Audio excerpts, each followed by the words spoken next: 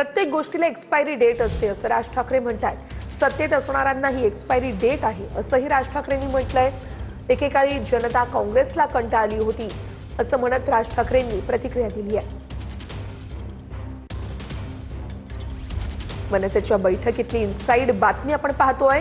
राज ठाकरे यांनी पदाधिकाऱ्यांना काही आदेश दिलेत, तसेच प्रत्येक गोष्टीला एक्सपायरी डेट असते असं राज ठाकरे म्हणतात। सत्तेत असणाऱ्यांना देखील एक्सपायरी डेट आहे असं देखील राज ठाकरेंनी म्हटलेलं आहे।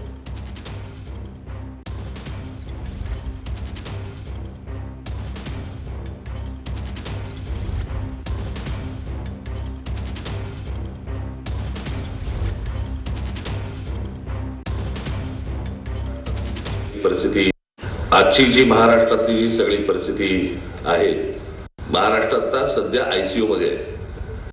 जे काही परिस्थिती आहे त्याला आपण बाळसं नाही म्हणू शकत, त्याला सूज म्हणू शकतो। आणि इतकी विचित्र घाणेरडी सूज आहे, त्याच्यामध्ये अनेकांना असं वाटतं की जे काही चालू आहे हे कायमस्वरूपी आहे। कायमस्वरूपी काहीच नसतं। आमचे सलीम साहेब नेहमी सांगतात, म्हणजे सलमानचे वडील, प्रत्येक गोष्टीला एक एक्सपायरी डेट असते। तशी आता जे सत्तेमध्ये आहे त्यालाही एक्सपायरी डेट असणारच आहे।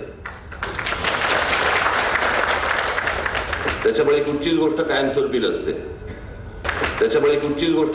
नसते। काँग्रेस ज्यावेळेला सत्तेमध्ये होती त्यावेळेला अनेकांना असं वाटायचं की आता काँग्रेसला कोण हलवणार। हल्लीच साधारणपणे 57-58 वर्ष या देशावरती ज्यांनी राज्य केलं, तो पक्ष आज तुम्हाला चाचपडताना दिसतोय।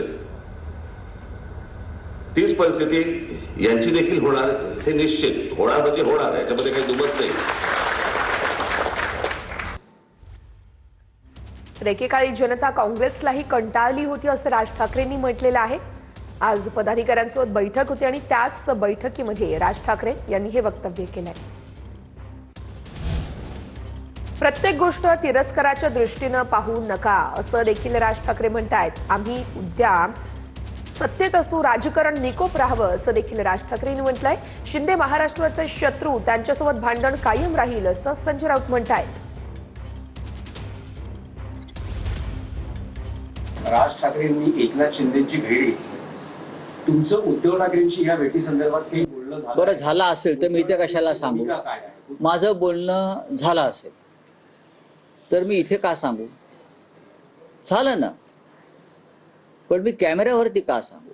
हा आमचा अंतर्गत विषय आहे। कोणी कोणाला भेटावं, काय करावं, पण मी काल सांगितलं आणि आज हे सांगतो, एकनाथ शिंदे हे त्या अर्थानं महाराष्ट्राच्या अस्मितेचे, स्वाभिमानाचे शत्रू आहे। निकोप राजकारण हे महाराष्ट्रामध्ये पूर्वी होतं की निवडणुका संपल्यानंतर सगळेजण एकमेकांना भेटायचे, काही बोलणं व्हायचं, काही व्हायचं। या सगळ्या गोष्टी आता संपलेल्या आहेत, बंद झालेल्या आहेत। आणि प्रत्येक गोष्ट ही तुमच्याकडे तिरस्कारानेच सगळ्या गोष्टी आपल्याकडे पाहिल्या जातात, हे असं बघून नाही चालणार। यातनं हाताला काही लागणार नाही। आणि मला असं वाटतं की विरोधी पक्षाची भूमिका ही योग्य रीतीने पार पाडली पाहिजे। जे काही जिथे सरकार चुकेल तिथे ठणकावलं पाहिजे।